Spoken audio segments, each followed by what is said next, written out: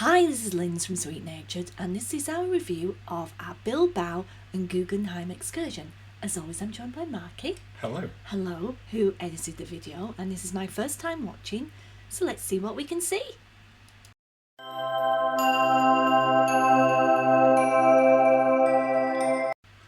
And here we are, Linz, on our trip to Bilbao in Spain. Mm-hmm. We learned that you can also spell it B-I-L-B-O. Bilbo, which is Bilbo. the Basque way. Not a Baggins. No, not Baggins. But yeah, one of them's the Spanish way and the other one is The Basque. The Basque way of spelling it.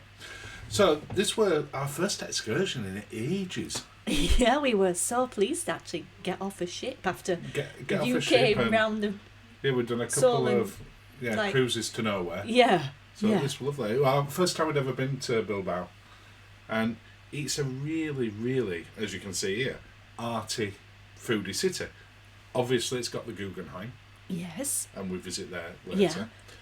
But pretty much everything else, if it's not art, it's food and drink.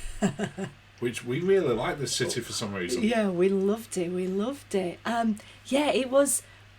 We were bussed into Bilbao, weren't we? We were. And then we had a bit of a walking tour and looked at the architecture. We visited the markets. There was no stop off, which there was like a restroom comfort break in the market. Now, I just want to say this. There is a market, there is a loo in the middle of the market. If you keep going through where the little cafes are and the sit down where you can get a drink, there's another loo, the Which small is loos. quite a nicer. Restrooms, yeah. So, because we had to wait. That's important.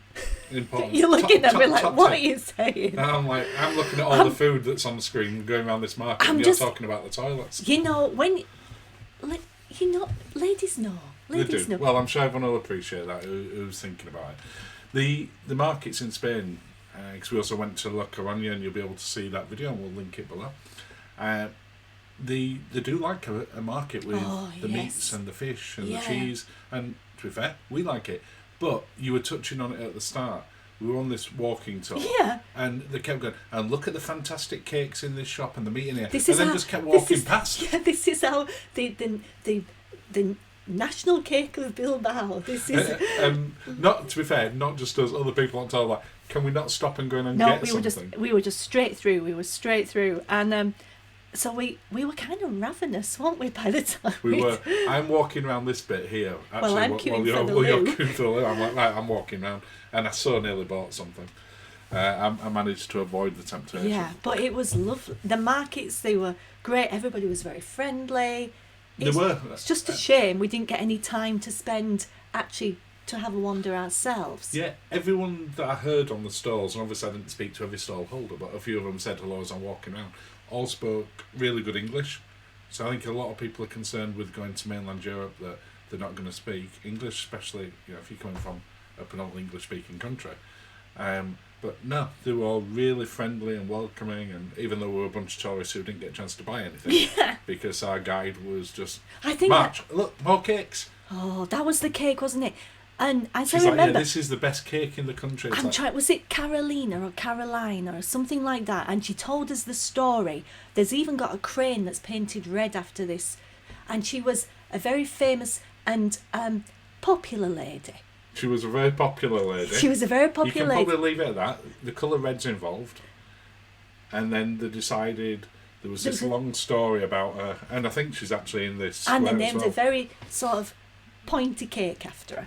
They were, which was suggestive of how she used to dress. Maybe a tad Madonna-esque. We can probably leave it there. If I remember right, is she not in this square somewhere? No, maybe I'm thinking of a different statue elsewhere. Yeah, no, this is another statue about a lady that but got all the British soldiers. They do like a square where they put a market as well. Oh, is it all with these buildings. This yeah, is the third one. It was fabulous. Now you can see we've got a mask on there. Everyone in the country. Oh yeah, we're at the Guggenheim, aren't we? Everyone at what? Sorry. I was saying everybody wore a mask. It was all outside and indoors. When we were at the Guggenheim outside, they didn't have to. Oh, it's your favourite things of the Guggenheim. You've flashed off them too quick. I only caught a little bit. The tap dancing giraffes. I'd go back there. They were your favourite. The Guggenheim we went here because you've said I've always really wanted to go to the Guggenheim. I'm sorry. I have to admit, I'm not a massive fan of modern art. I like classic art. Oh God. But modern art, I just kind of don't I am really so get. you. At least you admitted that, and I did ask you what 3 feelings did you feel while you were going and looking at the art around the museum, and can you remember what you said to me? Despair, I suspect. You said disappointment. Disappointment.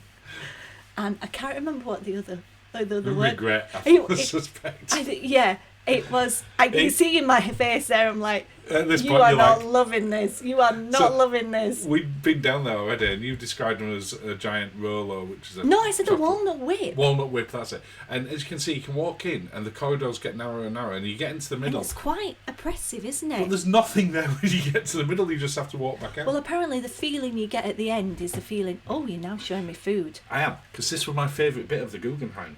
Oh, the cafe. When you come out, there's a really nice cafe that does fantastic tapas, and it was really popular, and everyone were buying loads of stuff. So we're like, we sat outside. We sat outside. The weather was gorgeous. Even in October. We had some lovely cakes, a couple of nice sandwiches. One was like an egg and mushroom one. The other one was egg and prawn. Really tasty coffees. This was your favourite. I mean, for a museum cafe, it was lovely, wasn't it? Best museum cafe I've ever been to. But I would highly recommend, because this is on the outside. You don't have to pay to get into this bit. No, you don't. So it's not inside the Guggenheim. You can go in, just get. If I'm you, I would just go take your Instagram shots of the front of the Guggenheim, because that's the best bit. Go and see the tap dancing giraffes. See the tap dancing giraffe or whatever else is there. Then just get some food and sit there while everyone else looks at the artwork inside. I mean, we sat there. We could people watch. We saw some beautiful people. Oh, it was fabulous. Sat there. I had like a custard tart. Yeah, there was a wasn't woman who sat behind us with her boyfriend, we think, who clearly a She was a supermodel. Wasn't she? She was model. like 6 foot odd. Oh, we all felt stunning. like a different Oh, I species. felt like a hobbit. Never talking about Bilbao. So this was on the top of the mountain now, wasn't it? It is. So they took us up here to this park. Again, as part of this excursion. Yeah, which overlooks all of the Bilbao, which is sat almost in a bowl. I love that picture of us. You like that one? Yeah. That's a very rare selfie. We don't do them often. I normally look like Warwick Davis in Leprechaun. They did tell us that at the other end of the park, and that she tried to show us, on a clear day you can see the boats, which are about 10 kilometres away. Yeah. We couldn't that day. No, but we could see the museum, we could see where we'd walked, we could see the river. Yeah, it was lovely. We got some great shots, and now we're back on the ship. We are. When we got back, we actually set ourselves a challenge to see how quickly we could get up to the retreat to get a daiquiri. Oh, yes. Do you remember? Yeah, it and went we got wrong. we got on really quick. It took us like 4 minutes. Mm-hmm. And then we didn't get a daiquiri, we got something else. I can't remember now.